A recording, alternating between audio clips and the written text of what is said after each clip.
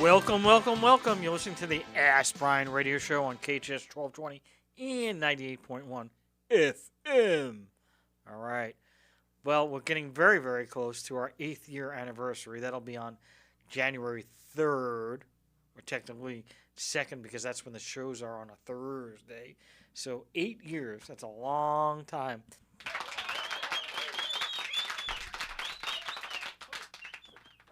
Now, for people that don't know what the Ask Brien show is all about and why we've been doing this for 8 years, is we try to help businesses learn something. And that's the whole goal. So we may have somebody that, I started a company and I made it big, or I'm an expert in basket weaving or Facebook advertising or whatever it could be, or inventory control management, whatever the subject. But that's what we do. We try to teach something about business every week. And the show is spelled Brien. And Alex is going to go with the first reason why Brien is spelled with an E, and then I'm going to help out afterwards. Well, I don't really understand this. 8 years, and I still don't understand why it's spelled with an E. But my best guess is that it's spelled with an E because it's an excellent show. Well, it is an excellent show, but unfortunately, you missed. You have the buzz, or you don't have the buzz, do you? Where's the buzz? Incorrect, Alex. That was not. Try again. We always start our show off with that this show could not be produced without an engineer, possibly? Yeah. Yay! Our engineer, Jen. We wouldn't have a show if we didn't have an engineer. Well, there's ways around that, but yes, thank you for the acknowledgement. Don't worry, AI and robots will be taking over pretty soon. Right. Yes, that's very true. To the back of the room. All right, now. Thank you, guys. Now, it's a pleasure. Was an excellent choice had you said the engineer. Now, one of the things we've been discussing, Alex, and I cannot believe you haven't picked this one up, is what did we say about the show? What do we try to do each week? Well, we try to educate, or is that edumacate? I'm not sure. Adjudicate under the new laws. All right, so yes, education. That is one of the big ones here. We try to educate people, and if you can learn something from our show, then we've done our job. That's our goal. Now, some other things we talk about is we like to have experts. Those are people that have a certain background, a certain time limit, where they've spent a certain amount of hours on something. So our show has an algorithm, much like Google. Actually, not like Google, but it is. It is a formula, at least, right? And that formula is if you work 40 hours a week, which is nobody works 40 hours a week unless they're working for somebody as an employee. If you work 40 hours a week, 50 weeks a year, that's 2,000 hours. If you multiply that out by 5 years, that's 10,000. The standard is that if you've worked in one subject area for 5 years, 10,000 hours, that you have developed a skill called an expert in your field. However, we are another E, entrepreneurs. And what do entrepreneurs do? Well, entrepreneurs do not work. I mean, Alex, when's the last time you had a 40-hour week? When you were 8 years old? 40. What half of the week is that? Is that Exactly. the first half or the second half of the week? Exactly. Yeah. I mean, I'm sure that where you're working currently, that at 40 hours, that if you start the week on Sunday, for you that's probably like Tuesday night. You've worked your 40 Exactly. hours. Now, having said that, there are other areas of ease, right? So one is you have to be very, very, in order to be successful, you have to have a lot of enthusiasm, and you also have to be excited!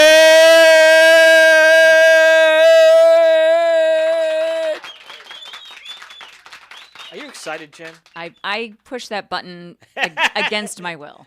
I don't want to encourage you, but here I am. Hey, that's I another. think that E stands for eardrum. I need a new one of those, just so you know. Well, but she just came up with another one that we should talk about: encouragement. Oh, that's a good one. Yeah. It balances out the next E, which is ego. What is that? I never heard of that one before. Yeah. I also never heard of that other one. Oof. Tracy always brings this up. I have never heard of this word before. She tries to say something about it. I don't know what. She's talking about, can you wear my shoes? I say, I don't wear that size shoes. I don't know what she's talking about. But someone told me it's called empathy. I don't know what that means. Skip past that. What? Empathy? I don't know. Is that like that song Stevie Wonder and Paul McCartney? Ebony and Ivory? No, that's not the same thing as empathy? Not the same. Not the same. Not close. Not close. Great song, but no. Yeah.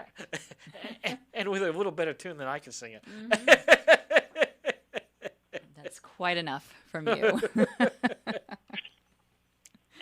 The screaming is bad enough. We don't need the singing, too. Even though, well, my body lies over the ocean. Okay, all right. Oh, well, no, please don't go there.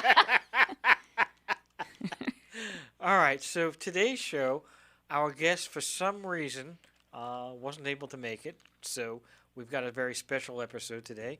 Alex, our co-host, also has a lot of background, and since we've interviewed me a few times, we're going to now interview Alex.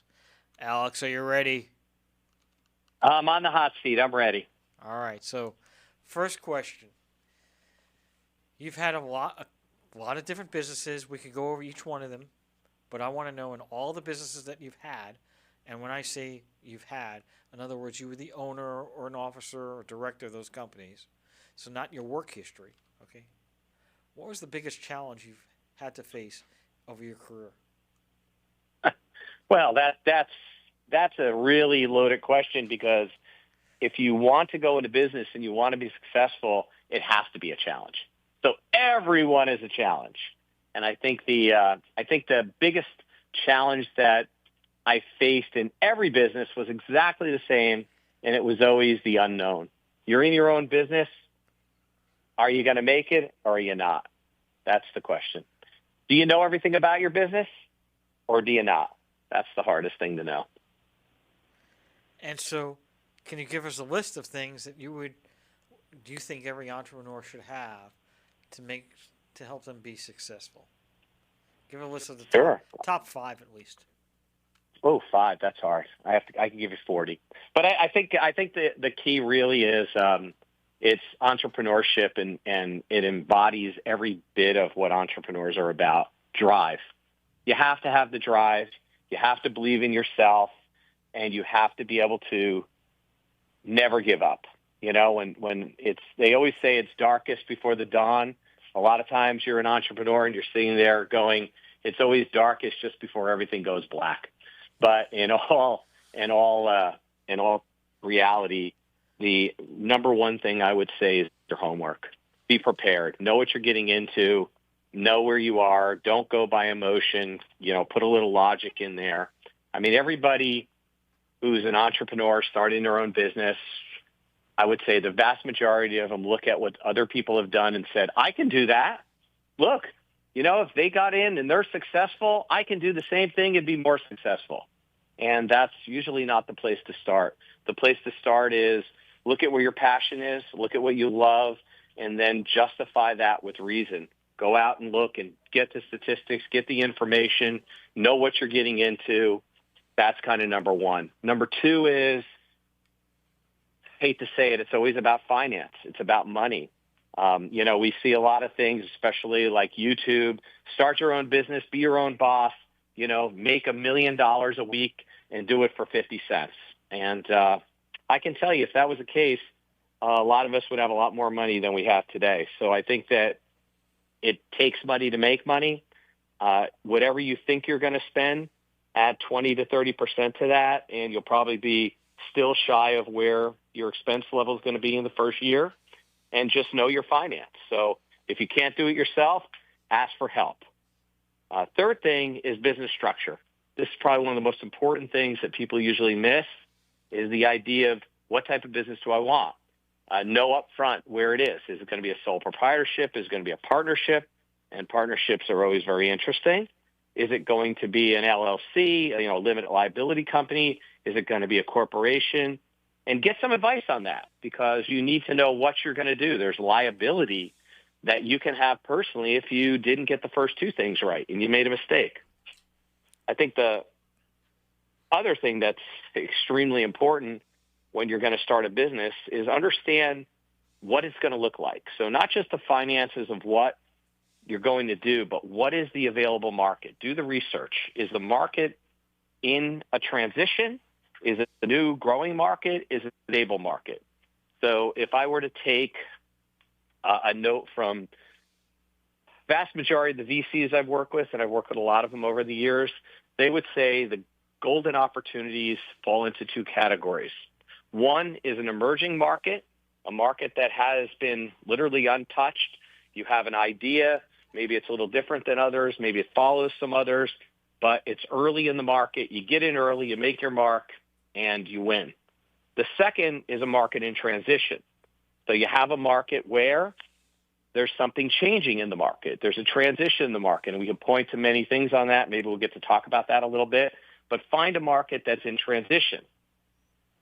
What you probably never want to do is enter a market that is loaded with a number of people, and that particular market has well-established people already in it, and there's no need. So when you're looking at that market, the other piece is you'll know it's a market in transition or it's a up-and-coming market because there's a need, and you may have a unique product or service that fills that need. And I think the last thing is just personal commitment. You have to be committed. You know, like I said, you're going to have the good times, you're going to have the down times, and you can't throw in the towel. If you did the research and you did it right, you got to live through the hard times to get to the good times. And there'll be those days when you just sit there and you talk to a friend or a relative, and they're just going on vacation for 4 weeks. They've been working at a job for 5 years, and here you are. You're a year in, and you've taken off approximately 3 hours, and you're saying, will I ever get to the end of this? Am I ever going to have a life again? Look at all my friends, my relatives have a life, and I live for the business. And, we always have this saying, are you working, you're working to live, or are you living to work?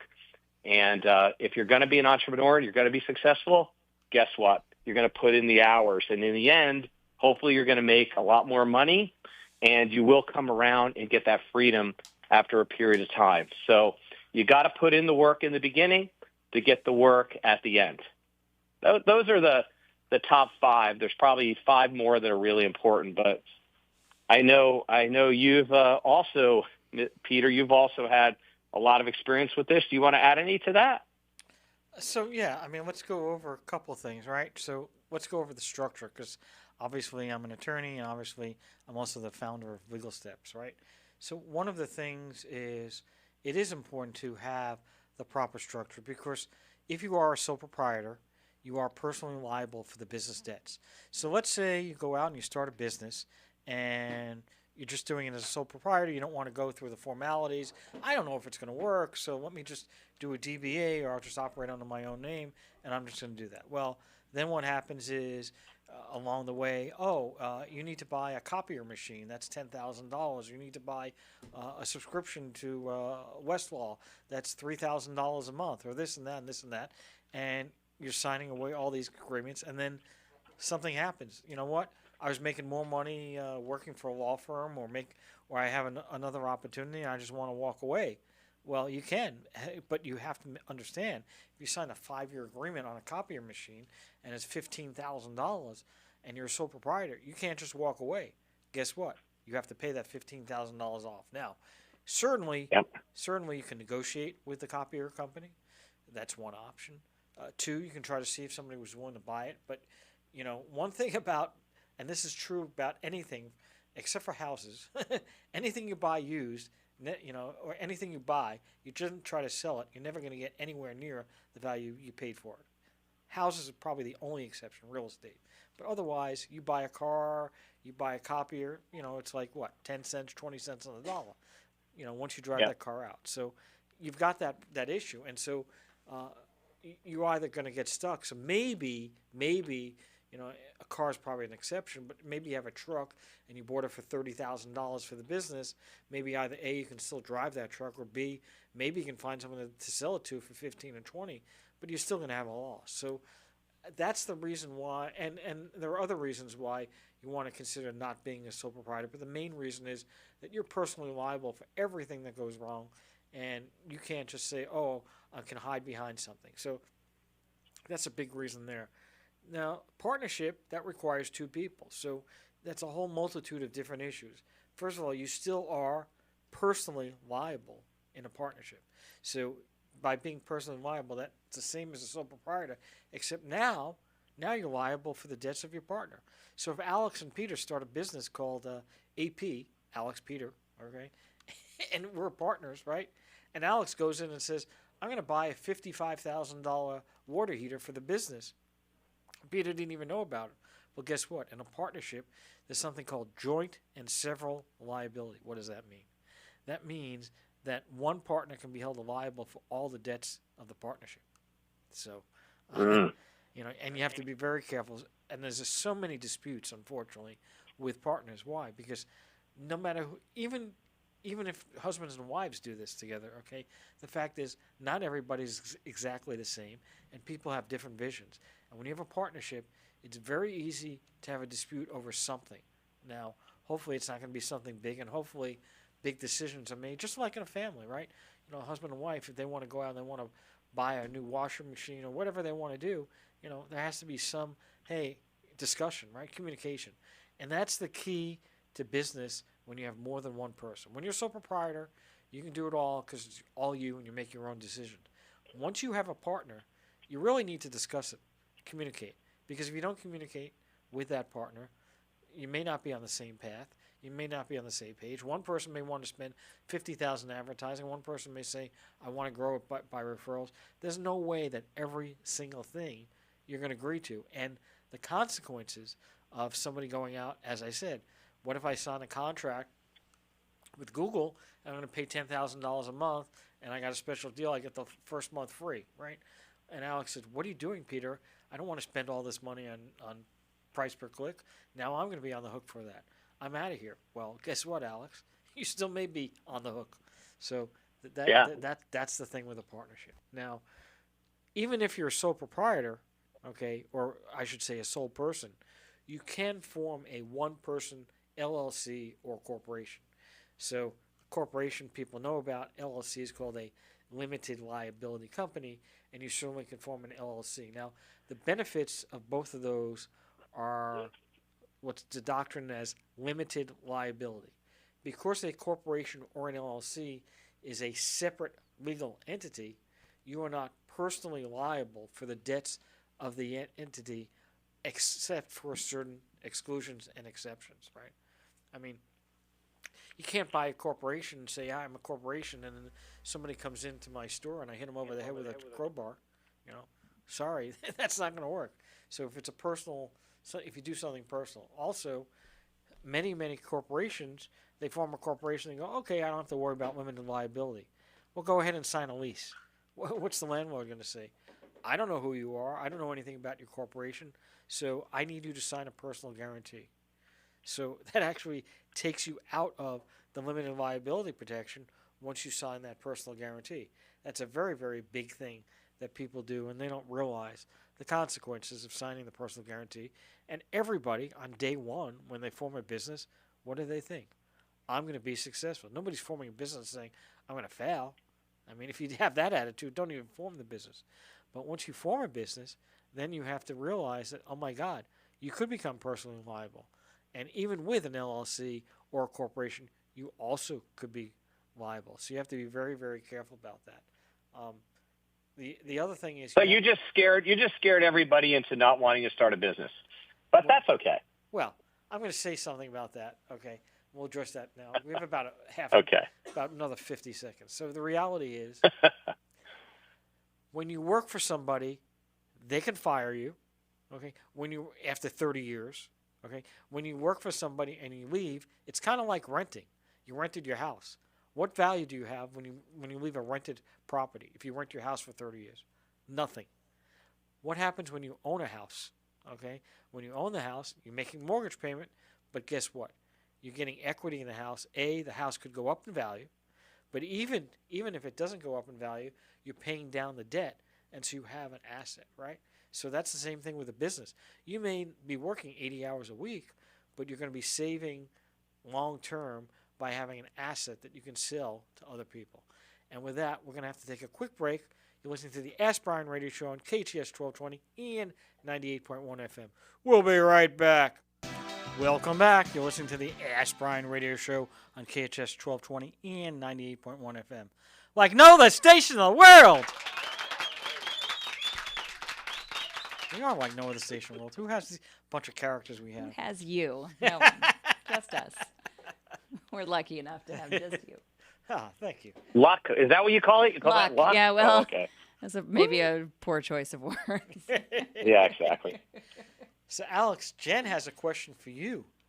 Well, Hold on. Where's the drum roll? Oh, we don't need a drum roll here. This is not that deep. Where's my drum roll? I don't have a drum roll. Here it is. No, this Alex, is unnecessary. you better be ready now. She's going to get you. Man, Again, this jump to chump right now. is Oh, the my gosh, I'm a second- little worried now. This is the second time in this show that I am pushing buttons against my will that don't apply to you. This is not that deep. I'm just listening to you guys talk, and I've told you before that obviously I am not an entrepreneur. I have no vested interest one way or the other. So I'm just listening to you guys talk, and I know a lot of small business owners, and I always think like, gosh, what sets them apart, right? There's a friend of mine down the street who owns and operates a lovely women's boutique and T-shirts and collectibles and home goods and that kind of thing. And right down the road, the opposite direction, is another woman, another friend of mine who also operates a women's clothing store. And while they sell somewhat different items in terms of like the look, they're still targeting the same person. They're still targeting me, right? Right. So I always think of that, and I try to be loyal to both because they're both friends of mine. But if I were not friends with either one of these women, what is the one thing that would grab someone's attention? Like why this shop over that shop? What differentiates, and how do you do that as a small business owner? Well, that is an absolutely fantastic question and a really deep one. And that was one of the things I really wanted to get into. It's when you're talking about retail, and I just happen to have a little experience. My business that I currently am doing is a retail business. And I'll tell you, having been an inventor, call it a entrepreneur in an innovation fashion, and a manufacturer, software development company, hardware development company, retail is probably the hardest one. Because in retail, especially when you're talking about now brick and mortar stores, mm-hmm. Your demographic, knowing your demographic and how to get to your demographic is really the hardest thing. And understanding your demographics is even harder. And so you have to do a certain amount of marketing. And this is usually what separates small businesses' success from failure. And marketing in a lot of cases is simple as word of mouth. If you take both of these women who have these boutiques, they know you, and you know other people, and you, from a word of mouth standpoint, you shop at both of their establishments, and people ask you, where did you get this? And you say that, and that word of mouth carries a long way, especially when you are, you're a pillar in the community, you're very well known, you're very well, looked up at. I mean, that carries a lot of weight, and I think they look at that. But really, it's all about the local advertising, local events, getting out in front of people. And this is a lot of people who are entrepreneurs, have to be outgoing. You can't be an introvert and be an entrepreneur. You have to be an extrovert. You have to be able to get out there and do it. You can't be afraid of asking those questions and asking people. I mean, it's sometimes in local business, it's, we put out the shingles, so to speak. If you're on a brick and mortar store, it's the three magic words in real estate: location, location, location. And then getting signage. And just as simple as that. A new business pops up. Someone sees the sign. They go, this looks appealing. Let me stop in. Let me see what they have. Where do they go? It used to be in the good old days with a local business, you could just get in the yellow pages, right? And everybody used those yellow pages. Wow, yeah. Today, you might have to use Google. You might have to use Yelp, all those pieces. Yeah, it's obviously risky. It seems like lightning in a bottle almost, Yeah, it's I don't want to state the statistics of how many small businesses fail per year and how many get started, and I'm sure Peter can give us those numbers of the number of small businesses that get started every single year. When I think about it, I shudder a little bit and say, "What am I, an idiot for doing this?" But for the most part, it really is. It really comes down to you. I mean, we always used to have this saying that the best mousetrap in the world is probably on the bottom shelf of a store, and it gets no attention because they spent so much money in the engineering of that mousetrap, they didn't have any money left in the marketing. Right. And Right. that, unfortunately, is very, very true, and that's what happens with a lot of small businesses. People spend a lot of money working on their products or working on where they are, and no one shows up. Nothing is worse or better in business than something like a restaurant, which I happen to have some experience in as well. In the restaurant business, it's all about word of mouth. It's getting out there and getting people. You do this all the time. We all do this, right? Oh, did you try XYZ? The food's incredible. The service is incredible. The atmosphere is incredible. And all of a sudden, the thing just blows up, right? Becomes an overnight sensation. Or, did you try XYZ? Oh, my God, I waited an hour for my food, and it was cold. That place is dead. They might as well just close the doors tomorrow. Yeah, and that's word what of mouth sucks. is that powerful. Yeah, and that's unfortunate because I've thought about that too. Like you have maybe they just have a bad day. They had one too many people call in sick, or somebody just wasn't on top of their game, and then that's it. That sets the stage of I had a bad meal. And you can't really come back from that. Absolutely, and it's the same thing. You think of the boutique, and I'm not gonna say I understand anything about women's clothes except for I hand my wife money and she buys them. But I would say that if you go in there and you see something that you like and it's not in your size, and you're probably not coming back. If it's here, you sell it. That's the retail game. If it's not there, people aren't going to wait for it, especially today. Yeah. If you're talking about online shopping. People will go and they'll go, well, if I can't get it, I'll get it at Amazon. It'll take 2 days, and I'll have it. And so it's a really tough business from that perspective. And that's why a lot of people lead to, again, same thing is true with any type of innovative product or service. It has to be something unique. And if you can offer something unique that not everybody else has, then you have a better chance of being able to take your clientele and maintain them and keep them because you have a unique product or service that they can't just get off of Amazon or they can't get down the street or one of what we call the big box stores.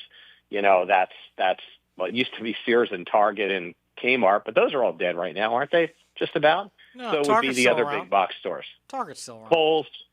Yeah, well, Sears is still around to a certain extent too, but they're not the businesses they used to be. And even the big box stores. At one time, Sears was the king, and then it became Kmart, right? And not very many of those around. Now it's Kohl's and whoever else some of the other ones are. Same thing is true with electronic stores. Peter's old enough. He remembers Circuit City, right? Where are they today? Who? Yeah, exactly. Actually, Alex, it was Lafayette. Lafayette, there you go. You're City. I know you were a Radio Shack shopper in your day. I know you did that. Well, that's where you can buy those little things that you can't get anywhere else, like at Fry's. We got to take a quick break. You're listening to the Ask Brien radio show on KHTS 1220 and 98.1 FM. We're going to get a quick break from our sponsor, Legal Steps. And we want to say thank you to Legal Steps. It's legalsteps.com, LegalStepz. That's spelled with a Z.com. Thinking about my two friends who have their own businesses, and it takes guts, really. It takes a lot of nerve to get from A to B, to take that first step, and they would have really loved to have something like legalsteps.com under their belt. When you're on that website, you can take a course to learn how to register a trademark, form an S corporation, form an LLC, and the courses are really kind of, it's like just bite-size info. I was able to finish one of the courses in less than 2 hours. I've got kids. I've got a dog running around. I got a spouse. I got to make dinner. And so I can't work on someone else's schedule. I have to be able to work on my own time. make it fit for what works for my daily calendar. And with Legal Steps, you can do that.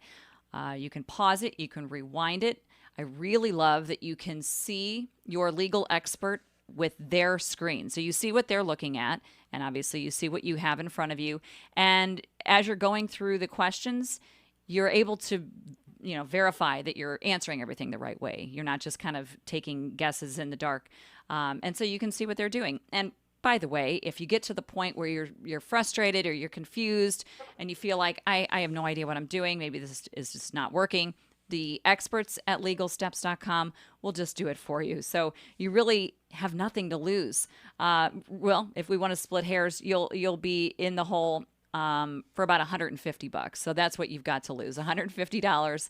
And if you ask me, that's not that much money if you're talking about what you've been wanting to do for however many months or maybe years. You've had this great idea for a small business.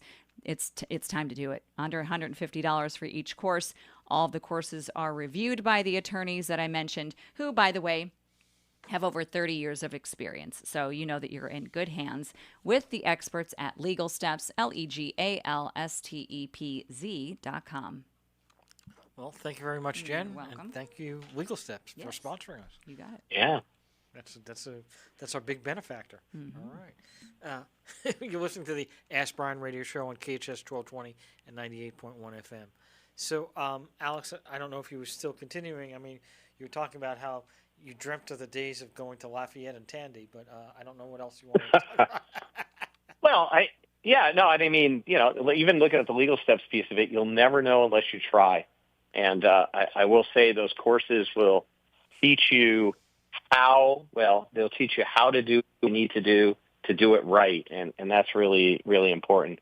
Getting advice is one of those things that's really hard when you're an entrepreneur. That's if you were starting a boutique, where would you go to get that advice? What would you need? Well, one thing is, of course, you need that legal advice. I think that's really important. What formation do I do? And then also, any business you start, it's time to start asking questions. It's time to look at who your potential your competitors are, and go around and look at the customers that shop there, learn the demographics. And I hate to say that intelligence is one of the things you really need to do. I mean, before I start any business, I want to talk to the competition, and I want to talk to people that shop at the competition and ask them why they shop there. They don't know who you are at that point. They don't know you're going to compete with them and start that business, and they're willing to talk about themselves. People love to talk about themselves and talk about what they do, and that's a place where I always start, especially if it's a retail business. Start by knowing where they are. And if you have a bunch of competitors that look pretty good and they're telling you, yeah, business isn't great, things don't look good, you might want to reconsider what you're doing. If they tell you things are fantastic and it's awesome, and you look and their inventory is about 20% of what it should be, well, you might want to look somewhere else as well. But if you get there and people are 10 deep at the counter and they're just looking really busy, well, you might have hit on something. And then there are a lot of services that entrepreneurs can use in order to find out more about the demographics and about their business. And a lot of those services are somewhat free. And in fact, what you can do is you can contact Google and Yelp, and they'll tell you more about the business you're actually going in because they want to sell you their services for advertising. It's also true sometimes spending a little bit of money to be able to talk to people who are experts in this business from a finance standpoint of financing those businesses, and find out what the success or failure rate of some of those businesses are. Now, one thing I will say as an entrepreneur, the thing we always think is that we're the best at what we do, and we look at what everybody else does and we say, well, we could do it better. And in some cases that's true, and in a lot of cases, well, you haven't considered all the aspects and all the pieces that are there. But I think those are usually important things to look at, and it's probably where you start before you even get going. Well, so I'm going to hit you on that last question. You're not going to know the answer, but so where do you get that checklist to find out? How are you going to know what things you need? If you don't know, you don't know, right? I mean, I guess you go to Google, but I mean, where do you find that information out?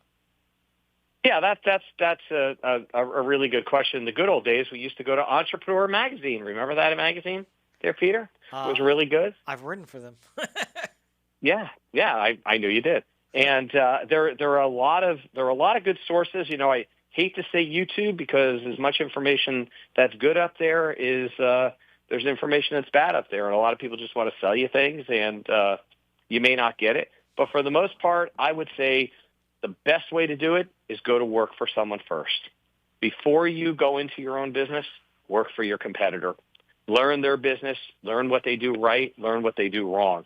Now, that may seem a little sneaky because you say, okay, well, I'm going to go work for the competitor. I'm going to learn what they do, learn all their secrets, learn everything. Then I'm going to take it off and do my own. Well, okay, you know, truthfully, as long as you do a job while you're there and you give them the best of what you can do and you're not just there biding your time, then and you make them money and you help them, I think it's fair exchange. If you're just going to go there and, you know, what we like to say, you know, sleep on the job and not really do the job, well, then that's a little disingenuous. But if you're going to do the job, you may find out, oh man, I hate this business. It's horrible.